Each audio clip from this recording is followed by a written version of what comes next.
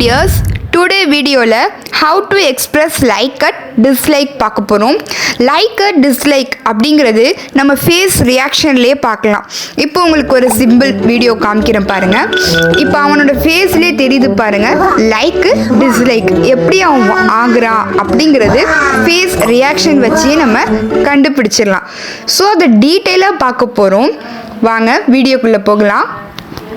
நமக்கு ஒரு விஷயம் பிடிக்கும் பிடிக்காது அப்படின்னு சொல்கிறது இத்தனை நாளாக நம்ம எப்படி சொல்கிறது, எந்த சென்டென்ஸில் வச்சு நம்ம சொல்கிறது அப்படிங்கிறத நம்மளாம் நிறையா பேர் யோசிச்சுருப்போம். ஸோ இது எப்படி நம்ம இது பிடிக்கல, இது எனக்கு பிடிக்கும் அப்படின்னு நம்ம இங்கிலீஷில் எப்படி சொல்லலாம் அப்படிங்கிறது நம்மளாம் நிறைய யோசிச்சுருப்போம். ஸோ நமக்கு ஒரு சில இடத்துலலாம் போனோம்னா டக்குன்னே சொல்ல வராது. ஸோ அதனால் இப்போ நான் சொல்லி கொடுக்குற ஒரு சென்டென்ஸ் வச்சு நீங்களாக க்ரியேட் பண்ணி பேசி பாருங்க. First sentence ice cream. ஐஸ்கிரீம்னா பிடிக்காதவங்க ஆளே கிடையாதுங்க. எல்லாத்துக்குமே ஐஸ்கிரீம்ங்கிறது ரொம்பவே பிடிக்கும். தென் இதில் ஐஸ்கிரீம் பிடிக்காதவங்களும் ஒரு சில பேர் இருக்காங்க. ஐஸ்கிரீமே ரொம்பவே வெறுக்கிறவங்களும் நிறைய பேர் இருக்கிறாங்க. தென் ஐஸ்கிரீம்லேயே வந்துட்டு ரொம்ப ரொம்ப மேடாகினவங்களும் இருக்கிறாங்க. ஸோ எனக்கு ஐஸ்கிரீம்னா ரொம்ப பிடிக்கும், எல்லா ஃப்ளேவரும் தெரிஞ்சு வச்சுருப்பாங்க. ஐஸ்கிரீம் ரொம்பவே சாப்பிட்டுட்டு இருக்கவங்க ஒரு ஃப்ளேவர் கூட பாக்கி இல்லாமல் எல்லா ஃப்ளேவரையும் சொல்லுவாங்க. இதில் எனக்கு ஐஸ்கிரீம் பிடிச்சிருக்கு, எனக்கு ஐஸ்கிரீம் பிடிக்கல, எனக்கு ஐஸ்கிரீம் ரொம்ப ரொம்ப பிடிக்கும் அப்படிங்கிறத எப்படி நம்ம இங்கிலீஷில் சென்டென்ஸ் கிரியேட் பண்ண போகிறோம் அப்படிங்கிறத பார்க்கலாம் வாங்க. எனக்கு ஐஸ்கிரீம் பிடிக்கும், எனக்கு ஐஸ்கிரீம் பிடிக்கும் அப்படின்னு நம்ம இங்கிலீஷில் எப்படி சொல்ல போகிறோன்னா ஐ லைக் ஐஸ்கிரீம். எப்படி? ஐ லைக் ஐஸ்கிரீம், எனக்கு ஐஸ்கிரீம் பிடிக்கும் அப்படின்னு சொல்கிறோம். எனக்கு ஐஸ்கிரீம் ரொம்ப ரொம்ப பிடிக்கும், ரொம்ப ரொம்ப பிடிக்கும் அப்படின்னு சொல்கிறோம் இல்லையா, அதை எப்படி சொல்லணும்னா ஐ லவ் ஐஸ்கிரீம். எப்படி? ஐ லவ் ஐஸ்கிரீம், எனக்கு ஐஸ்கிரீம் ரொம்ப ரொம்ப பிடிக்கும் அப்படின்னு சொல்கிறோம். இப்போது எனக்கு பிடிக்கும், ரொம்ப ரொம்ப பிடிக்கும் அப்படிங்கிறத லைக் அந்த கான்வர்சேஷனை பார்த்துட்டோம். நெக்ஸ்ட்டு எனக்கு பிடிக்காது அப்படின்னு எப்படி சொல்லலாம்? ஐ டோன்ட் ஐஸ்கிரீம், எனக்கு ஐஸ்கிரீம் பிடிக்காது, ஐ டோன்ட் ஐஸ்கிரீம். நெக்ஸ்ட்டு எனக்கு ஐஸ்கிரீம்னாலே வெறுப்பாக இருக்குது, எனக்கு ஐஸ்கிரீம்னாலே ரொம்பவே வெறுப்பாக இருக்குது அப்படின்னு சொல்கிறோம் இல்லையா, அதை எப்படி சொல்லலாம்?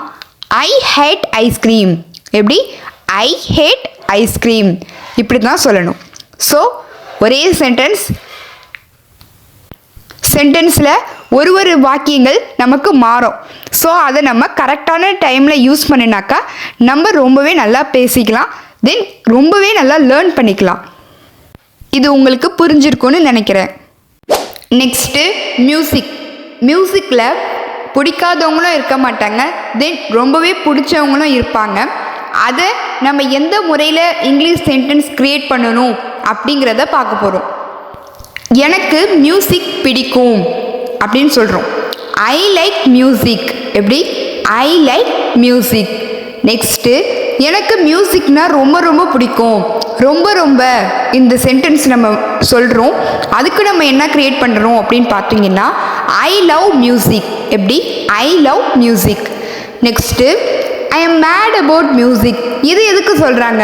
மியூசிக்லேயே ரொம்பவே அடிக்ட் ஆனவங்க இருப்பாங்க, தென் ரொம்பவே பைத்தியம் பிடிச்சி போயிருப்பாங்க. ஸோ அவங்களுக்கெல்லாம் எப்படி சொல்லலாம்னா I am mad about music, நான் ரொம்பவே மியூசிக்கில் பைத்தியமானவன், எனக்கு ரொம்பவே நான் அடிக்ட் ஆனவன் அதுக்கு அப்படின்னு சொல்லலாம்.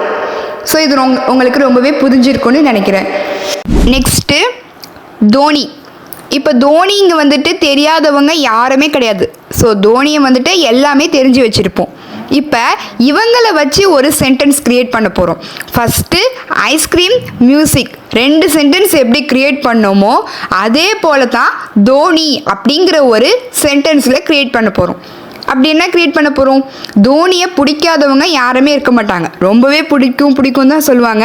தோனினா எனக்கு ரொம்ப பிடிக்கும், தோனினா ரொம்ப ரொம்ப பிடிக்கும் இப்படிலாம் சொல்லியிருப்பாங்க. ஸோ அதை நம்ம எப்படி சொல்லலாம் இங்கிலீஷில் அப்படின்னு நம்ம பார்க்க போகிறோம். வாங்க பார்க்கலாம். ஐ லைக் தோனி, எனக்கு தோனி பிடிக்கும் அப்படின்னு சொல்கிறதுக்கு ஐ லைக் தோனி அப்படின்னு சொல்லலாம். நெக்ஸ்ட்டு எனக்கு தோனினா ரொம்ப ரொம்ப பிடிக்கும் அப்படின்னு சொல்கிறோம் இல்லையா, ஐ லவ் தோனி. எப்படி? I love Dhoni. அது போல தான் ஐஸ்கிரீம் மியூசிக்கு சொன்ன மாதிரி I am mad about Dhoni அப்படின்னு சொல்லலாம். Then she is crazy about Dhoni இப்படின்னு சொல்லலாம். ஸோ உங்களுக்கு இது ரொம்பவே நல்லா புரிஞ்சிருக்கும்னு அப்படின்னு நினைக்கிறேன். இந்த வீடியோ பிடிச்சிருந்தா லைக் பண்ணுங்கள், ஷேர் பண்ணுங்கள், கமெண்ட் பண்ணுங்கள். தென் மறக்காமல் இங்கிலீஷ் மிஸ் சேனலுக்கு சப்ஸ்கிரைப் பண்ணுங்கள். தேங்க்ஸ் ஃபார் வாட்சிங்.